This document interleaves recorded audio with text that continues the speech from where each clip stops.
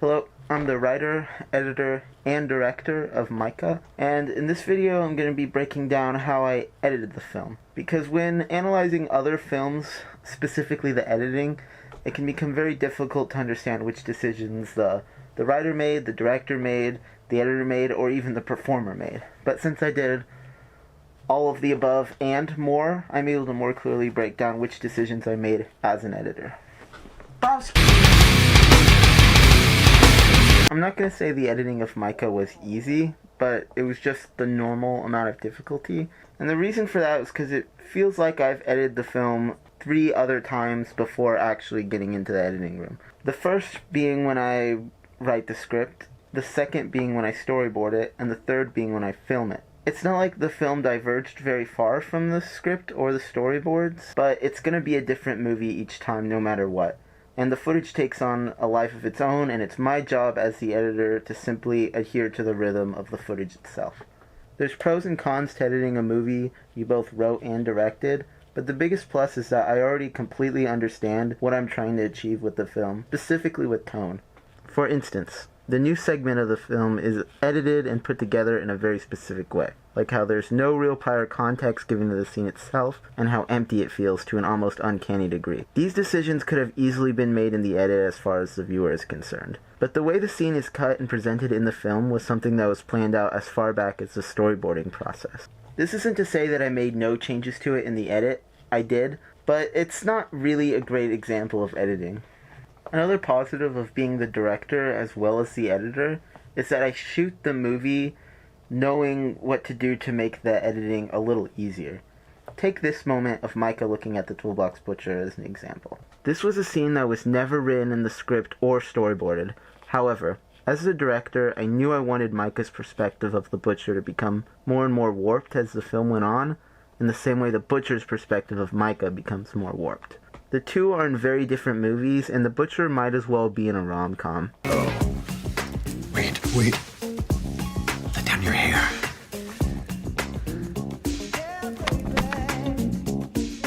No, glasses on, hair back up. Now let's just get that hair right back up.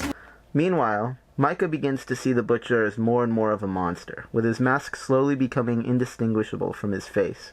This is why I made sure to always shoot way more coverage and alternative shots of the butcher while filming, just in case I needed to show more of that transformation in the edit, and it resulted in this scene, which I now can't imagine not being in the movie.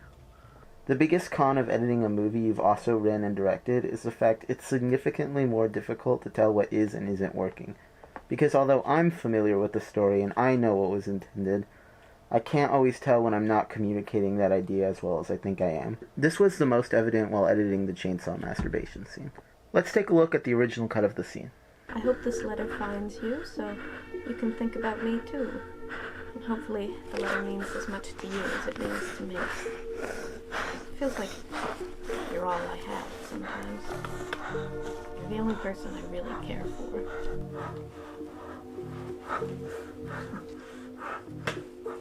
This was edited exactly how it was storyboarded and written, and I was happy with the scene at first, but it wasn't until showing the movie to friends and family that I realized it just wasn't working. I'm not someone who will cut something from my film just because everyone else is telling me they hate it.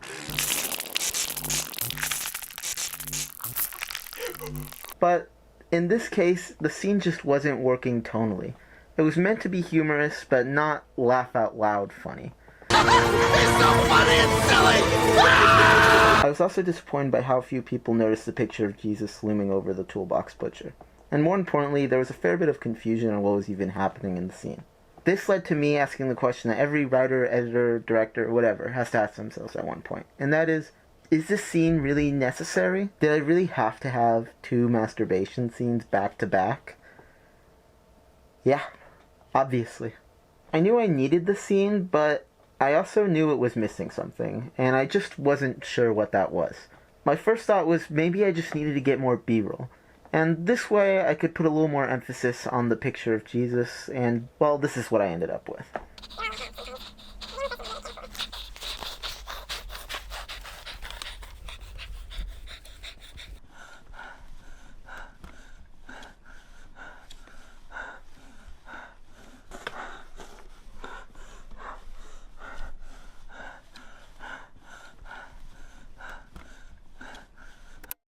This was a classic case of overcorrecting.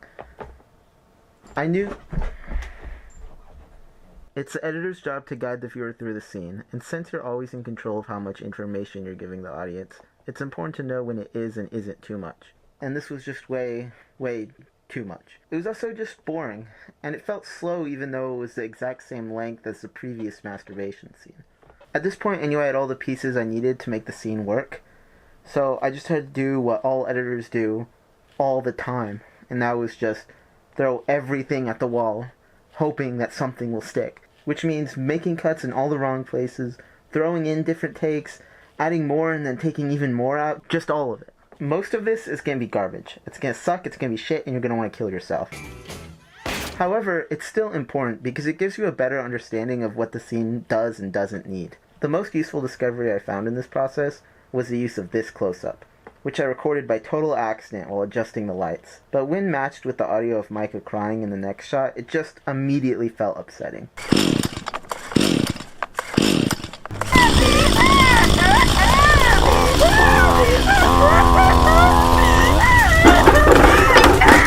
I then cut the whole panning shot because it totally killed the pacing, and the close-up of the eyes was all the scene really needed. The new version of the scene also worked as a perfect transition between the masturbation and torture scene, and this helped emphasize that the butcher doesn't actually finish in the scene. The butcher's climax is actually the climax of the film itself, which is why I cut most of the wide shot from earlier in the chainsaw scene and just put a split second of it right after the Mary statue, which is when he steps back out of breath. I know writers who use subtext, and they're all cowards. The rest of the scene came together by just allowing myself to experiment and fail. I didn't know if it was possible to make the panning down shot look like it was panning down into pure darkness, but by just playing with the footage at random, I was able to pull it off. And that's where the fading in and out of the wide shot came from as well. My point is that if you have any idea, like literally any idea at all, just try it. As easy as it is to look at the raw footage and just immediately want to kill yourself, you have to remember that you have way more control over the film than you could possibly imagine.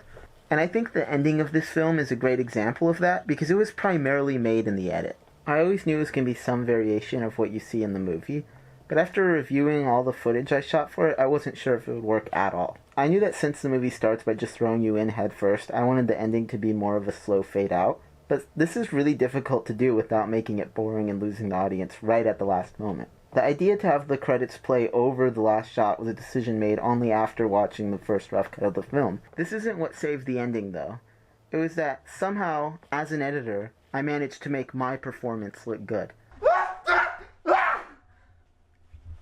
Editing all of Maika's scenes were pretty easy since the actor was already a great actor and all I needed to do was really just make sure I was using the best takes. However, that was not really the case for my performance. I'm not going to say it was terrible. I'm actually pretty happy with my performance overall. However, the takes of me as the butcher looking at Maika one last time were terrible. They were awful. Just look at these takes. My jacket's zipper is down, the face I'm making is dumb, and my eyes are way too watery. And although my first instinct was to just reshoot it immediately, as the editor, I ended up looking through all the footage, and I found this random close-up of my face. And I couldn't really tell what I was thinking when I shot it, but that's exactly what the scene needed. It's appalling for me to hear that young filmmakers are shooting 550 hours of footage. My heart sinks. They don't know what they are doing. Why do you think, I mean, in terms of shooting that much, do you think that's because they simply don't know what they're doing, or do you think it's insecurity? Why? No, they don't know what they are doing. And whatever the case is, I think this just goes to show how powerful editing can be. And it also just goes to show how great I am. Like, as an editor, as a writer, as a director, as an actor. I mean, did you know I painted the mask too? I was the camera operator. I was the costume designer. Shut the fuck up!